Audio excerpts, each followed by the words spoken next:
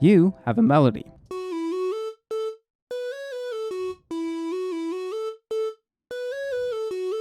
It sounds great, but something's missing.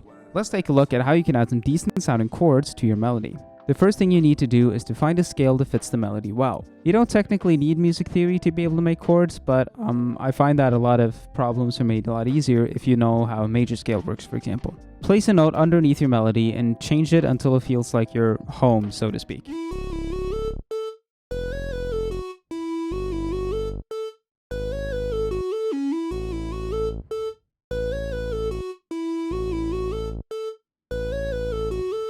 This note will be the scale we're working from, A major.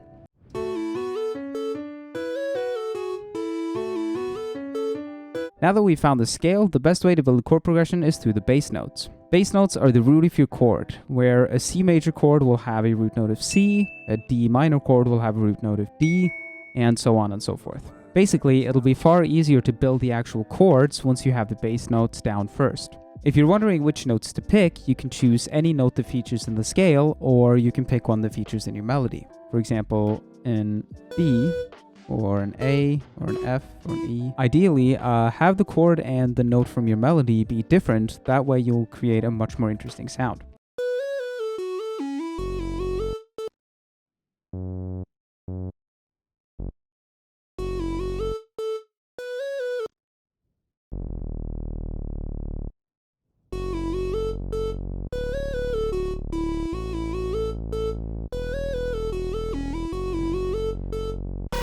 You can also learn some popular chord progressions, for example a 6-4-1-5, and build that according to your scale, which is what I've done here.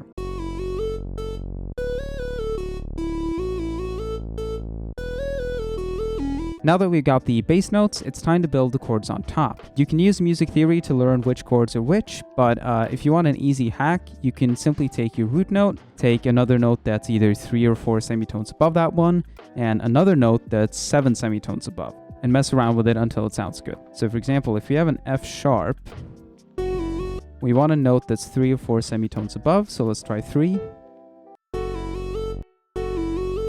That sounds fine. And a note that's 7 semitones above. Sounds great. Now if we go to the D, we want a note that's either 3 or 4 semitones above. Let's try 3. Sounds a bit weird. So let's try 4. Sounds a lot better. And another one that's 7 semitones above. And if you do the same trick with the other two chords, you will land on an A major and an E major to end it off.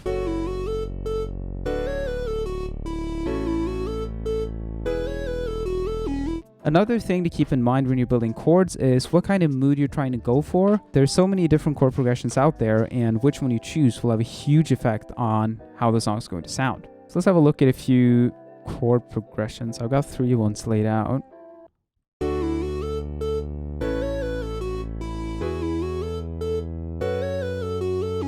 So it's kind of more of an uplifting one.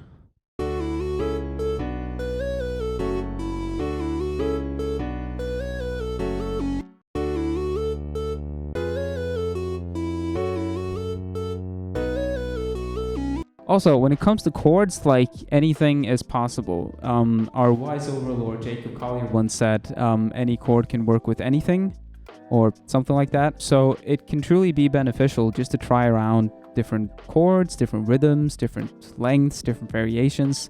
There's just so much you can try.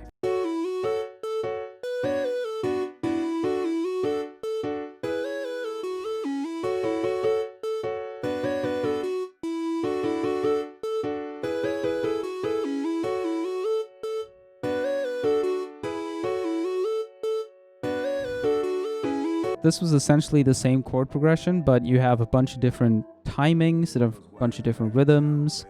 The length is different in all of them, so there's truly so much you can experiment with when it comes to chord progressions. So once you've found your chords, it's best to kind of just keep going and experimenting with different things until you find something that sounds cool. Now that we've got a chord progression down, there are a few things you can do to add some spice. You can change the chords from simple triads to 7th chords, 9th chords, or anything to make it sound, you know, like jazzier, like this one.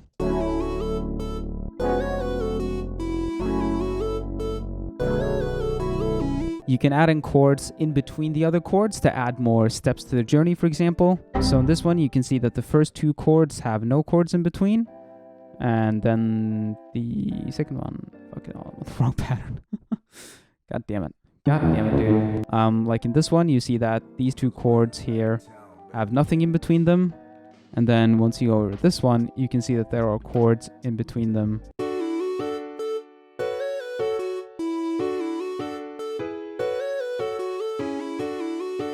It just makes it sound like a lot more glued together if you have like chords in between. It sounds like there's a purpose to it as opposed to just like random chords sprinkled together, sort of. You have inversions, suspended chords, diminished chords, chords from other scales. You know, there are just a huge number of possibilities when it comes to how you want your melody to sound in the context of the song. Like what chord progression you pick will sort of define how your melody acts within the song. Whether it adds to the happiness, adds to the melancholy, or, you know, whatever. So those are my general tips for adding chords to your melody. Thank you very much for watching. Remember to like and subscribe, and I will be a happy boy. Later.